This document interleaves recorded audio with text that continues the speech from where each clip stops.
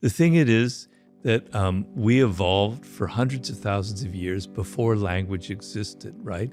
And our earliest ancestors depended on the group for their survival and getting along, and their powers came from observing other people and their body language. You could read it. So it's a skill that's wired into us, wired into our brains. It's a very unique skill that we humans have.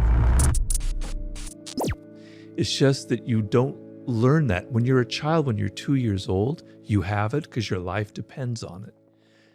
You have to see if your mother is loving you or your father is kind to you, because if not, you could be abandoned. Your life depends on it. You're great at reading that.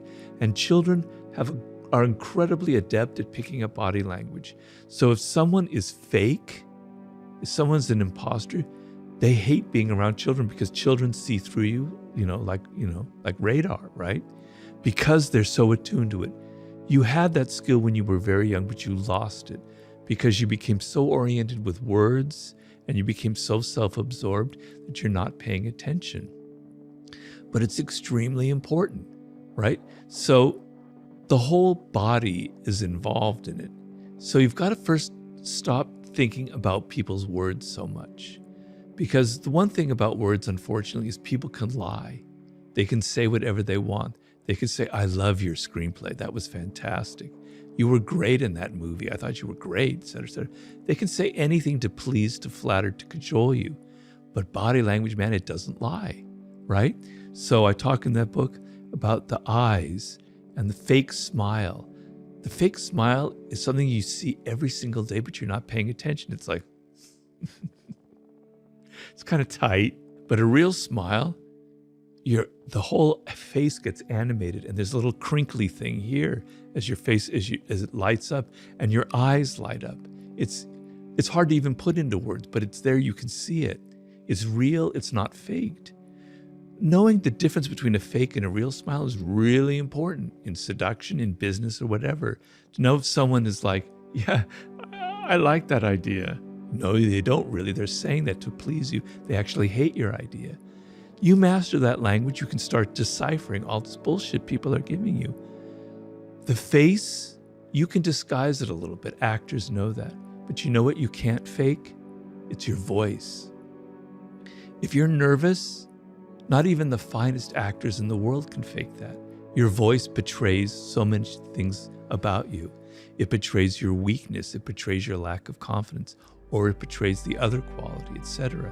Right? So pay really attention to the tone of people's voices, to how fast they talk. People who talk fast are very nervous. You talk slowly, you have a certain tone, you have a certain intonation that kind of reveals confidence, okay? Body language, posture. You were talking about pecking, right? When you go and look at a meeting of people in a business meeting, you'll see all the employees kind of leaning forward, nervous, and you'll see the boss kind of leaning back, arms crossed like this, I'm the powerful one, you come to me.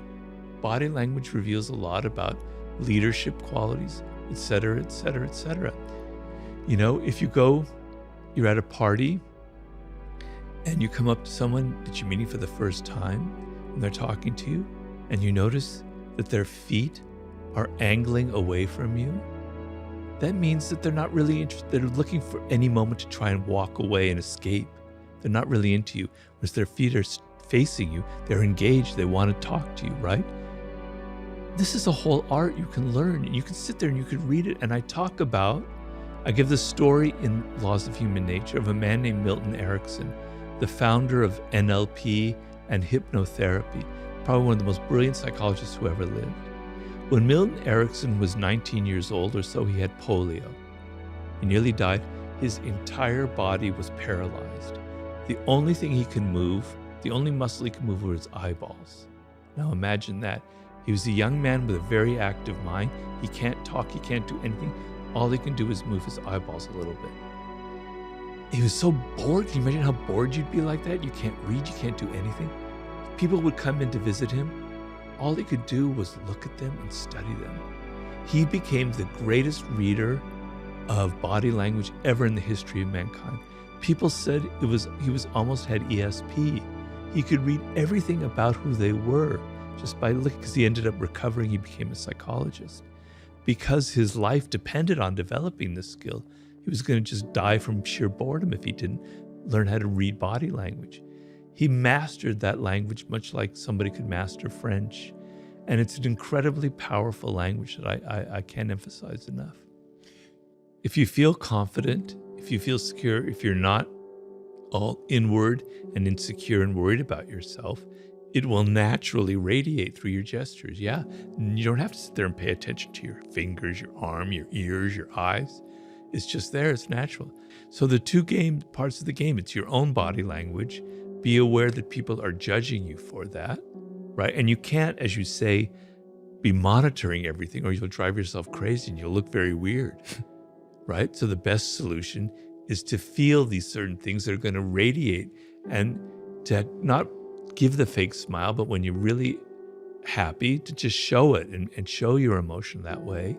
And the other side, which is I think really important, is learning other people's body language. And that can come from study and is much more a logical thing than constantly thinking about everything that you do.